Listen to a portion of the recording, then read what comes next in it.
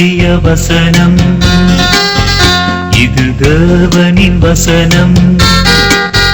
நாம் சோர்ந்து போகையில் கரம் கொடுக்கும் நம் தேவனின் வசனம், நம் தேவனின் வசனம். ஒரு மனுஷனுக்கு 2 குமாரர் இருந்தார்கள்.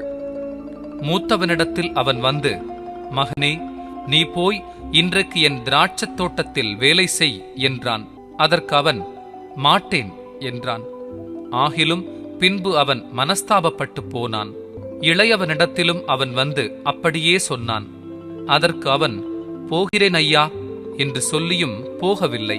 இவ்விருவரில் எவன் தகப்பனுடைய சித்தத்தின்படி செய்தவன் என்று கேட்டார். அதற்கு அவர்கள், மூத்தவன்தான் என்றார்கள். அருமையானவர்களே, மத்திய சுவிசேஷம் 21ஆம் அதிகாரத்திலே நமது அருமை ஆண்டவராகிய இயேசு சொன்ன 2 குமாரர்களை குறித்த ஓமையிலே முதலாவது செய்தியை நாம் கேட்டோம். இன்றைய நாளில் 2வது செய்தி, அதன் தொடர்ச்சியை நாம் பார்க்க இருக்கின்றோம். மத்திய சுவிசேஷம் 21ஆம் அதிகாரம்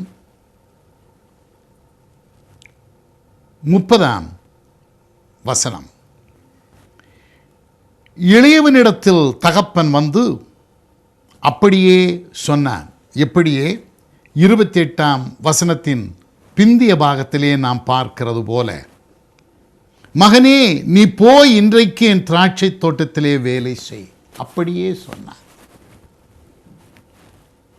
அவன் என்ன சொன்னான்? போகிறேன் ஐயா என்று சொல்லியும் போகவில்லை. உதட்டிலே பணிந்தான், ஆனால் உள்ளத்திலே மறுத்தான். இதுதான் அவனை பற்றி நாம் பார்த்த காரியம். ஆகவே சொல்லியும் செய்யார் கயவர் என்கிற கயவன் கூட்டத்திலே இவனை பார்த்தோம். கொடுப்பேன் என்று சொல்லியும் கொடாதிருக்கிற வஞ்சகனைப் போல செய்வேன் என்று சொல்லியும் செய்யாத ஒரு வஞ்சகன் என்று நாம் இவனை பார்த்தோம். அது மாத்திரமல்ல, இவன் தேவனுடைய சித்தத்தை செய்ய தவறிப்போனவன். அதாவது தகப்பனுடைய பிரியத்தை செய்ய தவறிப்போனவன். இதை நாம் பார்த்தோம். இந்த ஓமையிலே நாம் என்ன பார்க்கிறோம் என்றால், ஆண்டவராகிய இயேசு கிறிஸ்து மார்க்கத் தலைவர்களை பற்றி பேசுகிறாருங்க. அது மார்க்கத் தலைவர்களுக்கு தெரியும். இதற்கு பிறகு இன்னொரு ஓமையும் ஆண்டவர் சொல்றார். 21ஆம் அதிகாரம் மத்தேயு சுவிசேஷம் 45-46 வசனங்களிலே பார்த்தால் மார்க்கத் தலைவர்களுக்கு தெரியுது ஆண்டவர் இவர்களை பற்றி தான் சொல்றாருன்னு. பிரதான ஆசாரியரும் பரிசேயரும் அவருடைய ஓமைகளை கேட்டு, 2 ஓமை சொல்றார். இது முந்தின ஓமை. அவர் சொன்ன ஓமைகளை கேட்டு தங்களை குறித்து சொல்லுகிறார் என்று அறிந்து, இந்த மனுஷன் நம்ம தாண்டா தாக்குறான் தெரியுது மார்க்க தலைவர்களுக்கு, அறிந்து அவரை பிடிக்க வகை தேடினார்கள். ஆகிலும் ஜனங்கள் அவரை தீர்க்கதரிசி என்று எண்ணினபடியினால் அவர்களுக்கு பயந்திருந்தார்கள். அவரை பிடிக்க வகை தேடினார்கள். வெளித்தோற்றத்தில் இருந்து பார்த்தாங்க, இந்த இயேசுநாதரை பிடித்து சிலுவையில் அறைவதற்கு காரணமே என்னன்னா, இவர் இந்த மார்க்க தலைவர்களை ஸ்பேர் பண்ணலை, அவர்களை நேருக்கு நேராய் கடிந்து கொண்டார். அதுதான் கோபங்க. மேலிடத்தை தொட்டா கஷ்டம்தானுங்களே, எப்பொழுதுமே எல்லாருக்குமே அப்படிதான். எங்கேயும் பேசிக்கலாம் கீழ்மட்டத்தில், மேலிடத்தை கொஞ்சம் தாக்கணும் தொட்டோம் என்றால் கஷ்டம். இயேசுவின் காலத்தில் அப்படிதான். மார்க்க தலைவர்கள் மேலிடம் அவர்களை தொட்டார். இவனை உயிரோட வைக்காதடா, இவனை சாகடிக்கணும்னுட்டான்.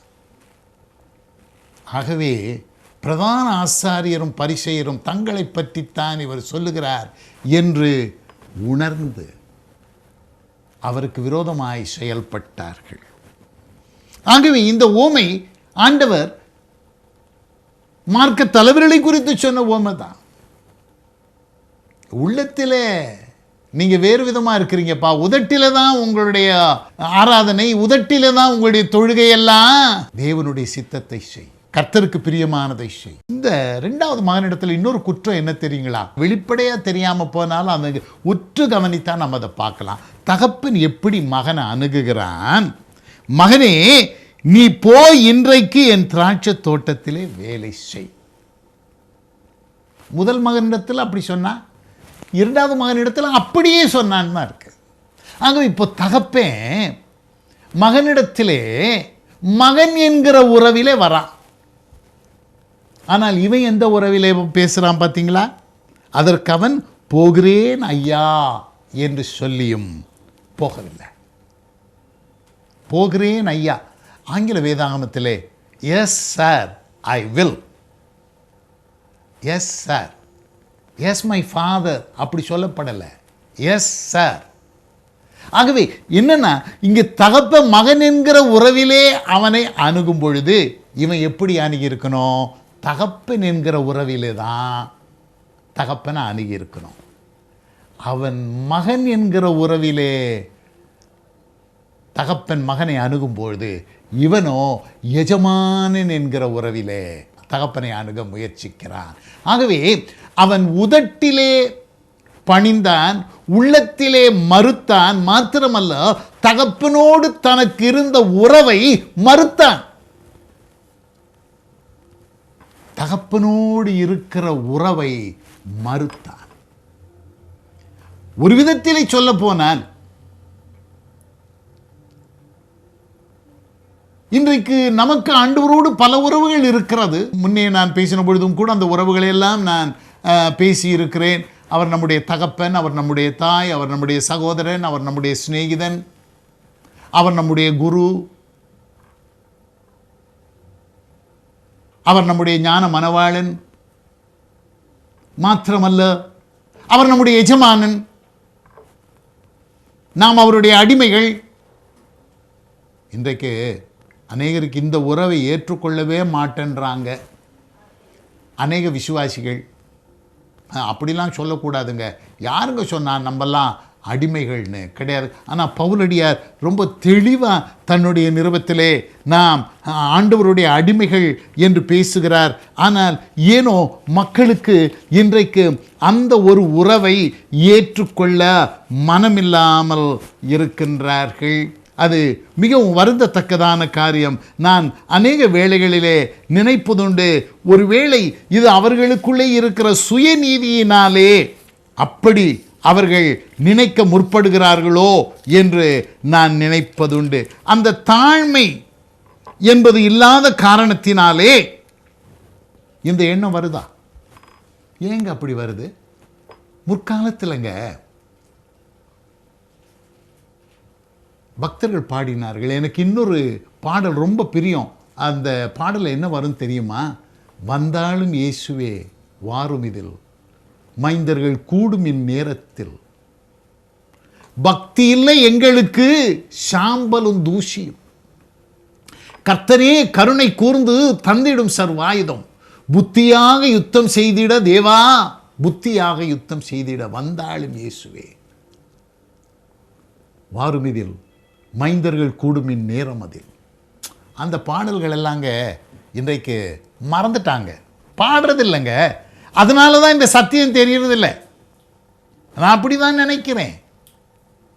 பக்தி இல்லை எங்களுக்கு சாம்பல் ஐயா, நாங்கள் தூசிகள் ஐயா. நீ என்ன சொல்ற? அடிமைன்னு சொல்ல நீ தயங்குகிற. ஆனால்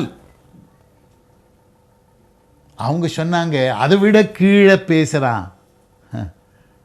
நாங்கள் சாம்பல் ஐயா, நாங்கள் தூசிங்க ஐயா. அடிமைன்றதாவது பரவாயில்ல, அதை விட கீழே தங்களை வைத்து பரிசுத்தவான்கள், பக்தர்கள், அந்நாளிலே நீதிமான்கள் பாடினாங்க.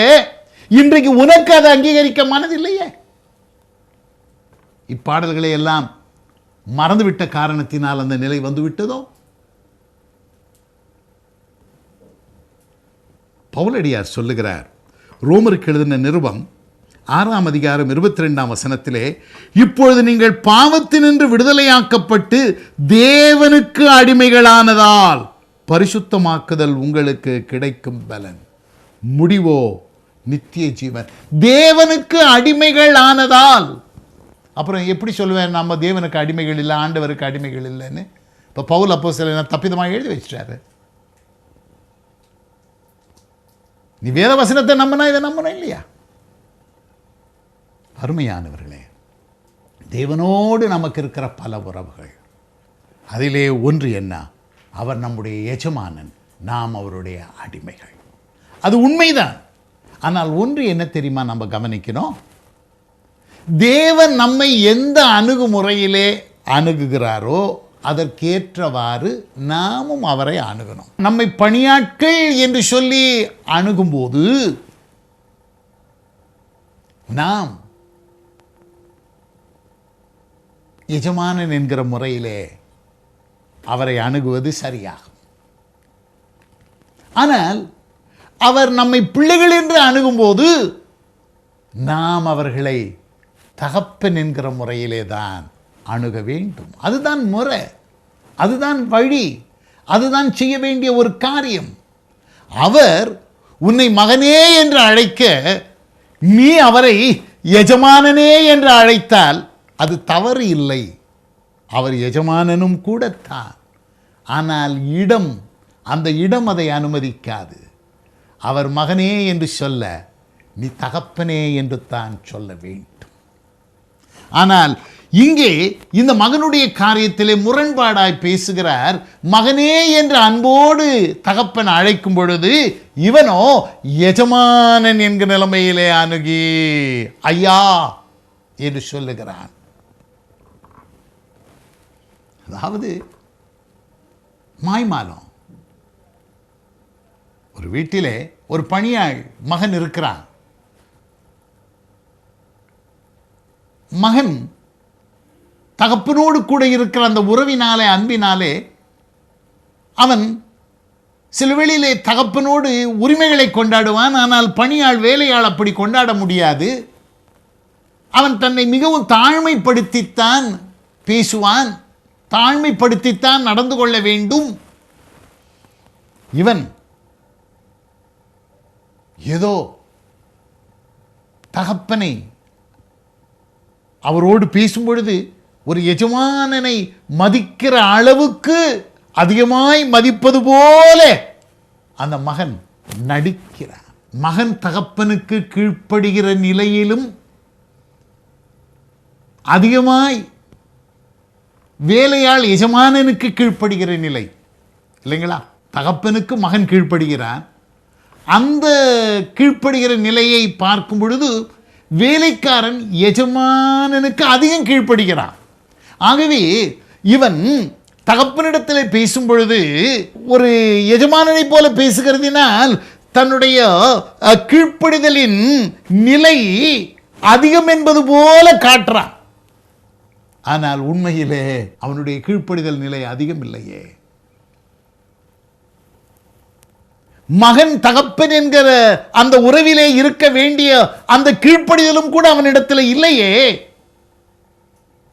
மிகுந்த கீழ்ப்படுதலை உள்ள ஒரு நிலையிலே தன்னை வைத்து பேசுகிறான். ஆம் அருமையானவர்களே, இன்றைக்கு நமக்கு ஆண்டவரோடு இருக்கிற அனைத்து உறவுகளையும் சரியான விதத்திலே நாம் காத்து கொள்ளுகிற மக்களாக இருக்க வேண்டும். அவருடைய பிள்ளைகள் என்றாலும் சரி, அவருடைய ஞான மனையாட்டி என்றாலும் சரி, அவருடைய சிநேகிதர்கள் என்றாலும் சரி, அவருடைய சகோதரன் என்றாலும் சரி, அவருடைய பணியாட்கள் என்றாலும் சரி, அந்த உறவை சரியான விதத்திலே சரியான வழியிலே நாம் செயல்படுத்த வேண்டும். இந்த மகனை போல முரண்பாடான விதத்திலும் வழியிலும் நாம் தேவனோடு நமக்கு இருக்கிற உறவுகளை செயல்படுத்தக்கூடாது. அந்த உண்மையையும் கூட இந்த இளைய மகனுடைய காரியத்திலே நாம் பார்க்கிறோம். உதட்டிலே பணிந்தான், உள்ளத்திலே பகைத்தான்,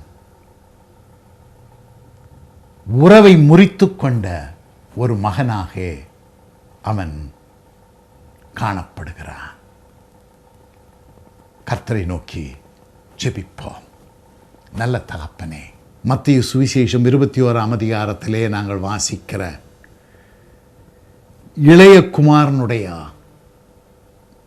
ஊமையின் வாயிலாய் நீர் எங்களுக்கு கற்றுத்தந்த பாடங்கள், ஆண்டவரே, எத்தனையான பாடங்களை நீர் எங்களுக்கு கற்றுத் தருகிறீர்.